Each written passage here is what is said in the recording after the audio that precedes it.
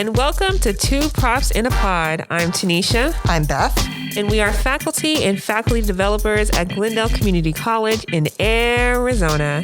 And we are so excited because today we are going to be having a discussion about a very specific question.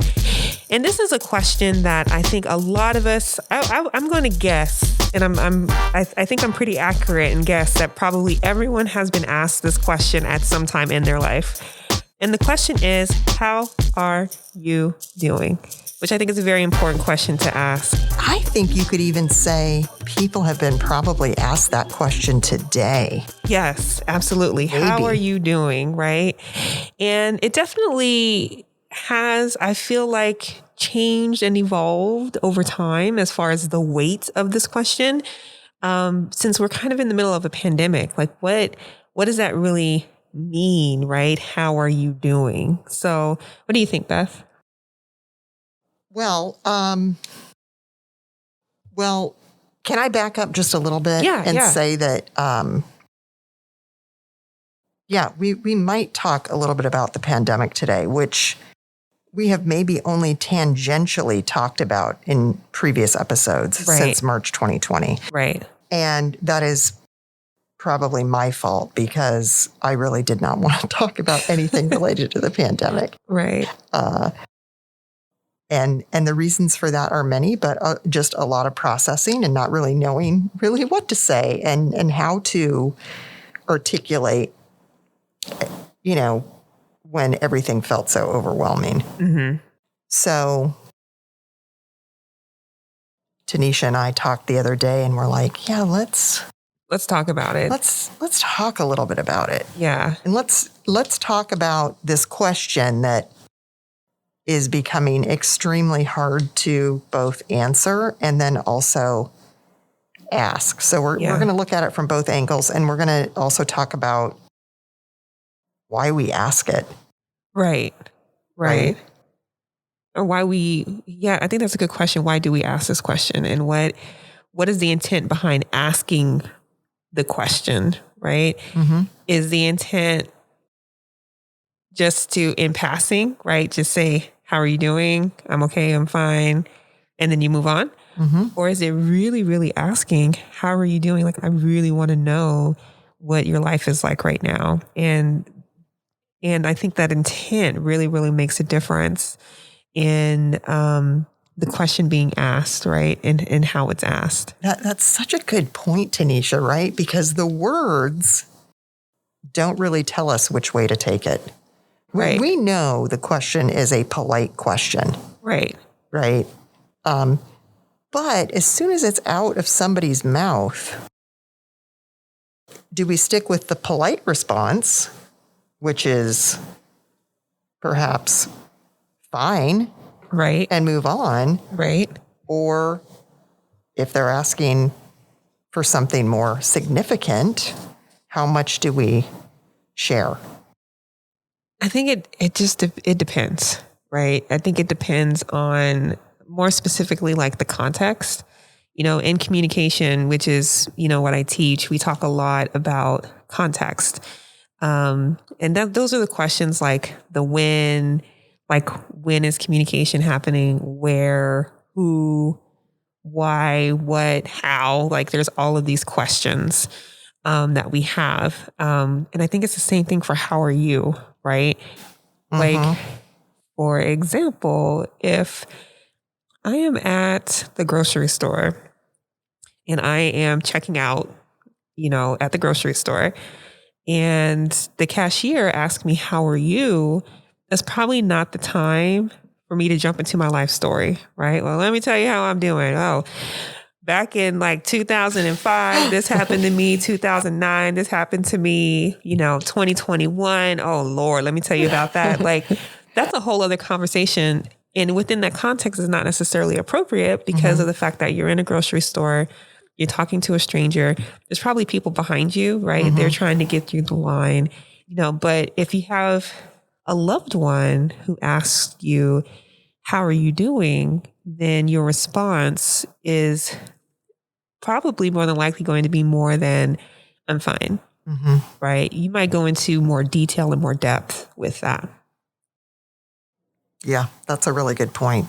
And you found a couple of articles written shortly after lockdown, kind of about this topic from both angles. How do you, one of them was other things you can ask besides how are you? And then the other one was focused on answering. How do you answer that question when things are horrible, basically? Yeah, absolutely. Like one of the articles that I came across came from The Atlantic, and I think the title of it is what to ask instead of how are you. And one of the things that I came across is, like, for example, if it's not like a deep conversation or a time for reflection, and I kind of think of maybe like the workplace, that is a place where, if you're not going deep into checking into someone's well-being and it's just being used in a way that doesn't require that deep reflection, you can maybe ask what was recommended is you can ask, when am I interrupting? Or are you still holding up okay? Or what's your day been like so far? Right. So, I kind of did something like that on my way over to recording this podcast. I was walking over to our studio and I ran into some colleagues, and, one of the things I caught myself doing, and I caught myself mid-sentence, is that I almost ask, how are you doing? And I started by saying, how are you? And then I kind of stopped and I was like, how's your day going so far? And that was a little bit better than just how are you doing? It was kind of like trying to be mindful of asking that question of other people. But out of habit, I almost kind of just did the casual, yeah, how are you doing? And then just moving on. So I feel like that's definitely great for the workplace. But if you have close friends and family, and maybe even some coworkers who are maybe really close to you, right? Like some of our besties are in our workplace environment. So maybe this is your opportunity to ask specific questions. Like, for example, if you're trying to check in on their well-being and maybe you are seeking that deep reflective answer from them, you might ask questions like, how are you coping? Or what's been on your mind lately, right? That can open the door to the conversation. Because if we're having in-depth conversations with our close friends and family, a lot of times we don't expect, especially if we know, if they've told us or disclosed with us already that they're struggling, we don't necessarily expect that I'm fine, right? If someone that I knew just gave me a response that I'm fine, then, I would ask more follow-up questions like, really? Are you really sure you're okay? I remember in our last conversation, you mentioned some things that were going on, so kind of probing a little bit deeper, just trying to see if that person wants to open up.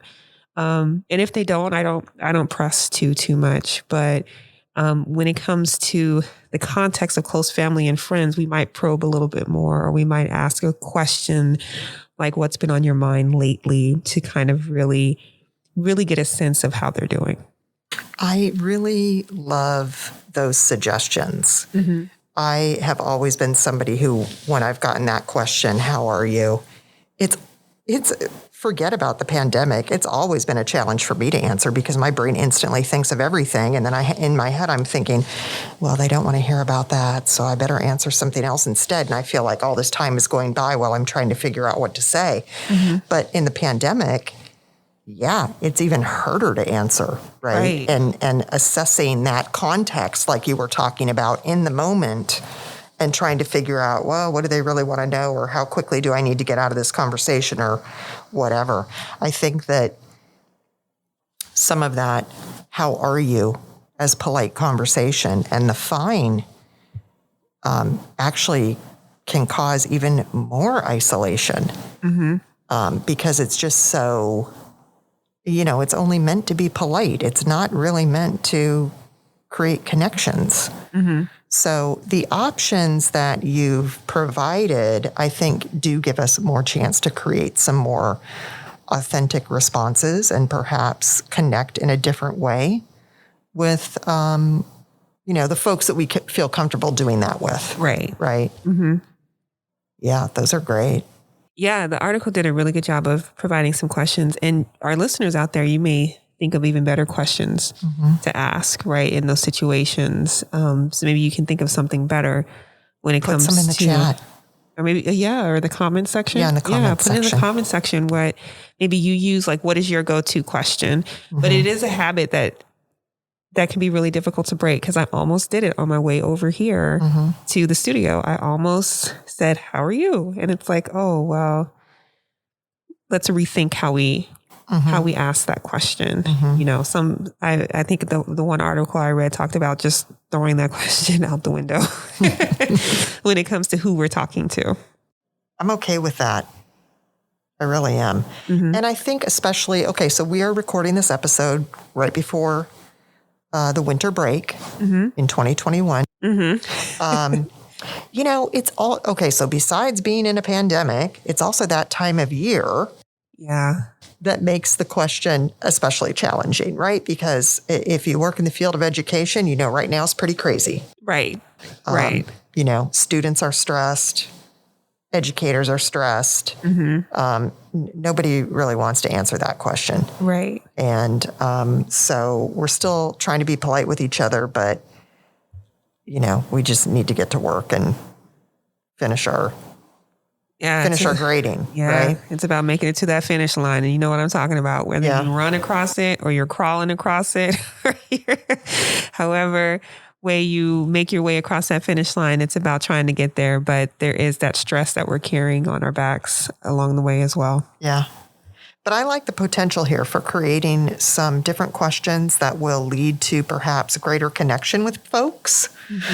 It reminds me a little bit of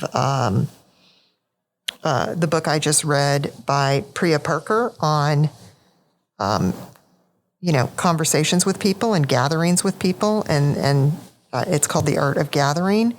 And I was able to apply. And one of the things she talks about is changing up your routines and things that you ask and talk about, right? And that some of that involves a risk. And I'm just going to apply it to this situation too. Yeah, when you pose that different question to somebody, well, first you have to remember to do it. And then two, you might open up the potential for a little bit longer conversation. Right. So it may not just be in passing. So you have to be ready for that. Right. And then depending on what they share, there might be some risk in that. Right. As well. Very true. So how would we apply this in a classroom as educators? How would we apply this in a classroom or with our students? I think maybe one way we can apply this to our classroom and our students is, for example, maybe at the beginning of class, I think it's very easy to be like, "How are you guys doing?" And everyone is like, "Oh, I'm okay," But what would the response be if you came into the classroom and asked, "Hey, everyone, what's your day been like so far?" Or even asking, "How are you still holding up okay? Like, how are things going for you?" And maybe in those one-on-one conversations or those conversations that you have with your students and they're going through something, maybe you can ask those specific questions that were identified in the article that talked about, if being close to friends and family, they recommended this for being close to friends and family, but I could see it with students, right? How are you coping, or what's been on your mind lately? Can kind of open the door for that conversation. And hopefully you'll be able to help them out in some type of way. Because one of the reasons why, one of the benefits of opening up to someone is that they may be able to provide you that support that you need. Like, for example, I think about friends and family and, them knowing something's going on with you. So they think about calling you a little bit more often or video chatting with you a little bit more often. And I can see the same thing with educators, right? When you're in the classroom, when you ask the question, "What's been on your mind lately?" Maybe you have a student who says, "Oh, the thing that's been on my mind lately is how, I don't have a laptop to do my schoolwork. It's really stressing me out because I can't get it done." then you as an instructor can be like, hey, did you know that, on our campus, we actually loan out laptops to students? I can help you out with that, right? And simply asking what's been on your mind lately could open that door, as opposed to, how are you? Because if you just say, how are you? They can just say, I'm fine. And then that's it. But if you ask what's been on your mind lately, they might think, okay, well, maybe I can share it. Or some might be hesitant because they're like, I don't know you like that. So I'm not going to I'm not going to tell you my life story. Right. But some may, and I think having that opportunity to kind of help in the classroom will make a difference. Mm-hmm. Yeah, it makes me think about a time recently when I met with a student in virtual office hours who was apologizing to me for something, as students will do. And I don't remember specifically what it was, but I just said, look, you don't need to apologize for anything because living in a pandemic is not normal. Right. And going to college in a pandemic is not normal. Right. So let's just take care of that right away. Right. Right. And the energy did change a little bit, right? Like it was like this kind of relief. Yeah. Right. Just acknowledging that, like, I think the question, how are you? Asked in a pandemic is it acts like there's nothing happening. Right. Right. It acts like there's nothing going on, and there are things going on. And I know we're trying to be polite with each other, but I agree with the writer who said we just need to not ask that question right now. Right. Maybe someday we can come back to it. Right. Right. But that time is not now. No, and people are really struggling. In preparing for this episode, I came across this article from the Pew Research Center. And the article was titled, In Their Own Words, Americans Describe the Struggles and Silver Linings of the COVID-19 Pandemic. And it was just interesting, like going through the list of struggles. There were some silver linings, but the struggles, like, for example, how it impacts relationships, as far as isolations for some people, how it impacts health. There are those who have lost loved ones, unfortunately, to this, to COVID, dealing with the decline in their physical and mental health.